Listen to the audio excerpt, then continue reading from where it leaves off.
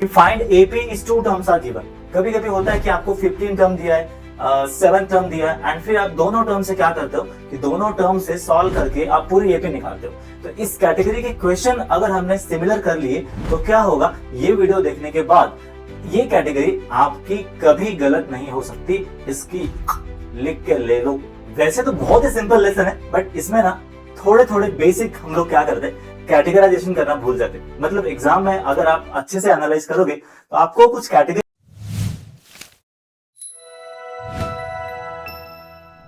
AP arithmetic progression, वैसे तो बहुत ही सिंपल लेसन है, बट इसमें ना थोड़े थोड़े बेसिक हम लोग क्या करते, कैटेगराइजेशन करना भूल जाते। मतलब एग्जाम में अगर आप अच्छे से एनालाइज करोगे तो आपको कुछ कैटेगरी नजर आएगी। अब वो कैटेगरी में क्या होने वाला है कि एग्जैक्टली मैंने टाइप 1, टाइप 2, टाइप 3 ऐसे बहुत से मतलब एक 4-5 टाइप्स मैंने आपके लिए निकाला, जिसमें अभी हम पहले कवर करेंगे टाइप 1। अब इसमें किस टाइप के क्वेश्चन कवर होने वाले आप देख सकते हो कि find AP is two terms are given. कभी कभी होता है कि आपको 15 टर्म दिया है, 7 टर्म दिया है, एंड फिर आप दोनों टर्म से क्या करते हो कि दोनों टर्म से सॉल्व करके आप पूरी एपी निकालते हो। तो इस कैटेगरी के क्वेश्चन अगर हमने सिमिलर कर लिए तो क्या होगा, ये वीडियो देखने के बाद ये कैटेगरी आपकी कभी गलत नहीं हो सकती, इसकी लिख के ले लो, ठीक है, वाली गारंटी। तो चालू करते हैं बिना किसी बकवास से, क्योंकि सीधी बात नो बकवास, और यहां पे आज टॉपिक है खास। तो सर क्या है, देखो, second term is 12 and 7 term exceed the fourth term by 15। ये पहला क्वेश्चन है। ये जो मैंने यहां पे किया हूं, मैंने मतलब 5-6 क्वेश्चन है कैटेगरी में, तो अभी हम पहले पहला क्वेश्चन डिस्कस कर लेते हैं, ठीक है। सेकेंड टर्म दिया है 12, 7 term exceed the fourth term by 15। अब इसका कैसे इक्वेशन बनेगा पहले ये देख लो।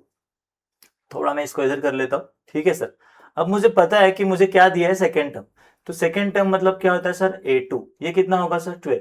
अब मुझे पता है a2 मतलब a plus d that is 12। ये मेरा बन गया फर्स्ट इक्वेशन, ठीक है। ध्यान से देखो, 7 term exceed the fourth term by 15। अब 7 टर्म मतलब क्या होगा sir, 7 term a7 exceed the fourth term. अब एक्सीड का मतलब आपको पता है फोर्थ टर्म में 15 ऐड करना है, तो a4 प्लस क्या होगा 15, a7 क्या होगा sir a plus 6d, a4 क्या होगा sir a plus 3d plus 15। अब इसमें से मैंने क्या किया, बस जो मुझे क्वेश्चन दिया था उसमें थोड़ा इंग्लिश का यूज कर लिया। अब यहां पे देखो ए क्या हो जाएगा सर, कैंसल, तो ये इधर आ जाएगा सर। तो 6d माइनस 3d कितना होगा, 3d obviously.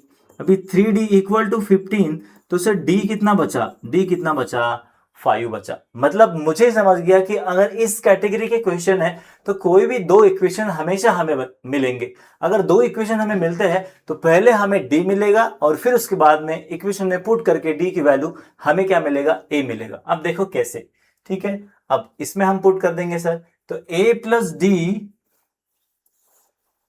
Is equal to 12 and sir d कितना आया, d आया 5, तो सर a कितना मिला सर 7। अब भाइयों अगर और बहनों भी, ठीक है, राखी आ रही है भैया, बहनों को भूलना नहीं है, a है 7 एंड d है 5, तो मुझे पता है कि मैं अभी a पे निकाल सकता हूं, कुछ भी नहीं निकाल सकता, सिर्फ a पे निकाल सकता हूं। तो कैसे sir, a plus D, a plus 2d, बस मतलब लगे रहो। अब a कितना है सर 7, d कितना है सर, ऑब्वियसली तो 7 प्लस 5 कितना होगा 12, 7 12 कितना आएगा अभी 17, फिर 22, बस चलते रहो। तो ये आ गई एपी। मतलब ये तरीका हमारा फिक्स हो गया कि अभी ये इस टाइप के क्वेश्चन आए तो क्या करना है सर, बस दो इक्वेशन बनाओ अच्छे से। इक्वेशन बनाते टाइम कोई गलती नहीं करना है, एंड आंसर आने के बाद हम क्रॉस चेक कर सकते हैं। अगर आंसर सही से नहीं आ रहा है तो सीरीज नहीं बनेगी। तो most honest, most green flag वाला चैप्टर है अरिथमेटिक प्रोग्रेशन, ठीक है। नेक्स्ट क्वेश्चन, अब इसमें नेक्स्ट क्वेश्चन में देखो 6 term is equal to 5 and 10th term is 9, ठीक है सर, ये तो यहीं पे हो जाएगा, ठीक है। देखो अब थोड़ा जगह बनाते सर, तो 6 term is 5 and 10th term is 9, तो मैं पहले यहां पे लिख लेता हूं 6 टर्म मतलब a plus 5d is equal to कितना होगा सर 5। देखो आप क्वेश्चन आपके सामने है, 6 term is 5 and 10th term is 9। अब 10th टर्म मतलब क्या होगा a plus 9d is equal to क्या होगा सर, ये बेसिकली बन गए हमारे दो इक्वेशन।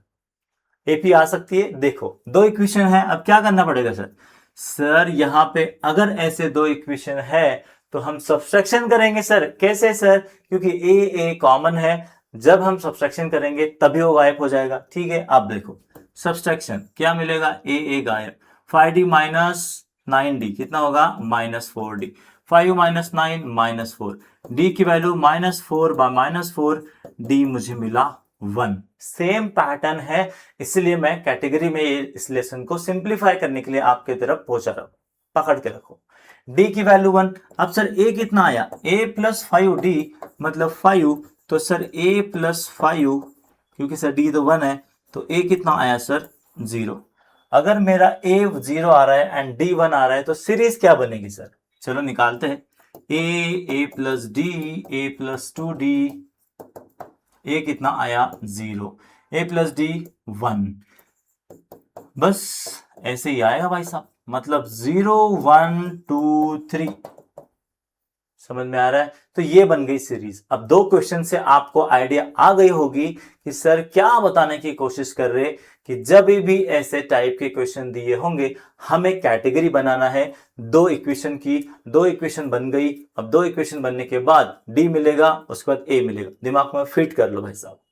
चलो नेक्स्ट क्वेश्चन, ये थोड़ा सा चमकीला क्वेश्चन है, देखते हैं चमकीला हो, रंगीला हो या फिर कुछ और हो, हमें तो भैया आंसर निकालना है, पानी नहीं निकालना है, आंसर निकालना है। ठीक है, pth term is 2p + 3, find the AP बोला है, कोई बात नहीं सर, थोड़ा जगह बनाओ भैया। ठीक है, जगह के लिए तो सब कुछ जिंदगी चल रही है। अब हमें बोला है सर pth टर्म मतलब p नंबर की जो टर्म है वो कितना है सर, 2p + 3। मैंने इतना स्कूल पढ़ा सर बचपन से, लेकिन टीचर ने कभी कोई नंबर पी होता है ऐसा बोला नहीं। भाई साहब मैं भी नहीं बोल रहा हूँ, क्वेश्चन बोल रहा है। तो भाई साहब ये पी को हटाते हैं, उसमें नंबर डालते हैं पहले। तो सर पी कितना आएगा सर 1, तो सर T1 क्या हो गया सर, 2 × 1 + 3 कितना सर 5, T2 कितना सर 2 × 2 + 3 कितना सर 7, T3 कितना सर 2 × 3 + 3 इज इक्वल टू 6 + 3 9। देखो एपी समझ में आ रहा होगा, 5 7 9। अभी हमें क्या निकालना है सर, हमें निकालना है क्या, पी की वैल्यू। क्वेश्चन देख लेते, एपी निकालना है भाई साहब। एपी तो आ गई सर, कैसे 5 7 9। हो सकता है कभी कभी आपको p के जगह पे n की वैल्यू दिया होगा, इसमें टर्म्स निकालते टाइम याद रखना है, फर्स्ट मतलब n की वैल्यू 1, सेकेंड मतलब n की वैल्यू 2, बाकी कैलकुलेशन करो, कॉमन डिफरेंस मिलेगा, आप AP निकाल सकते हो। Okay done, thank you so much. ठीक है, 8 times the 8 term of an AP is equal to 15 times the 15 term। कितना खतरनाक। ठीक है, मतलब इसमें अगर हमने क्वेश्चन अगर थोड़ा सा शांति से पढ़ लिए तो आंसर आ जाएगा। ठीक है sir, 8 times the 8 term and 15 times 15 term। Sir गांजा गांजा नहीं भाई साहब, क्वेश्चन है, देखो समझते हैं। ठीक है, चलो 8 times 8 टर्म मतलब सर जो भी हमारा 8th टर्म है that is T8 is equal to 15 times 15 term. Sir 8th term क्या होगा, a + 7d, और 15 टर्म क्या होगा, a + 14d। ठीक है, अब 8a + 56d is equal to 15a plus 2 1 10 d। अभी ये तो आ गया सर 56d माइनस 21d, ये आएगा 15a माइनस 8a जो होगा 7a। अब इसका डिफरेंस आप कर लो,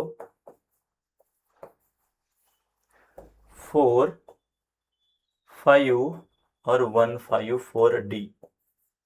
अब सर क्या इसको डिवाइड जाता है, बिल्कुल जाता है सर। कैसे जाता है सर, 2, ठीक है, एंड फिर से 2 d, तो a की वैल्यू कितनी, a मतलब 22d, माइनस माइनस गायब हो गया सर, कुछ है क्या, बिल्कुल यहाँ पे माइनस है सर, यहाँ पे प्लस है सर, तो ये आंसर आ गया। ठीक है, एक बार देख लो, 8 term 8 times is equal to 15 term और 15 टाइम। ठीक है ना भाई साहब, क्या टेंशन है। 8 टर्म मतलब a plus 7d and 15 term मतलब a प्लस 14d।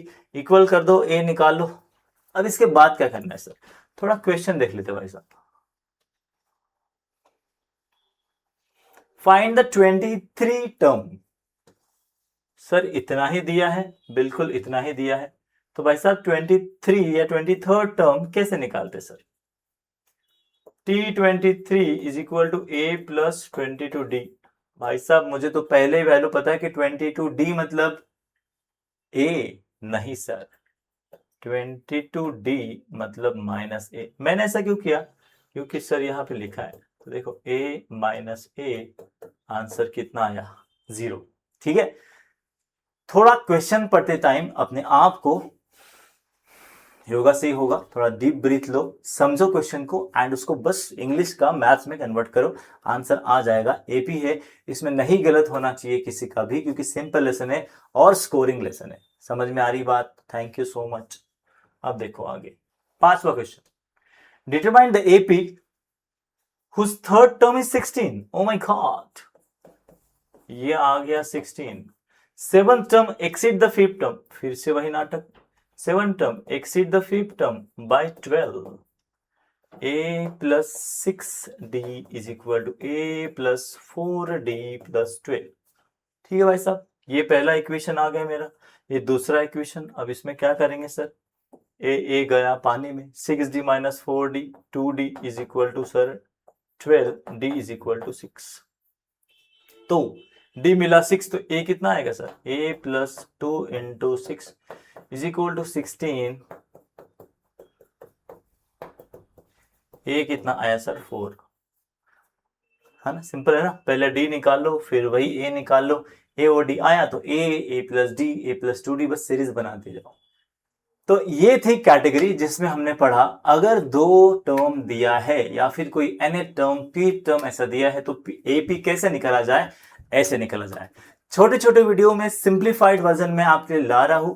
ये सारी सीरीज देखते रहिए, प्यार बांटते रहिए, शेयर करते रहिए और सबसे इंपॉर्टेंट चीज सब्सक्राइब करते रहिए भाई साहब, क्योंकि सब्सक्राइबर के नंबर जब बढ़ते हैं तो दिल को बड़ा सुकून मिलता है। थैंक यू सो मच, जल्द मिलेंगे।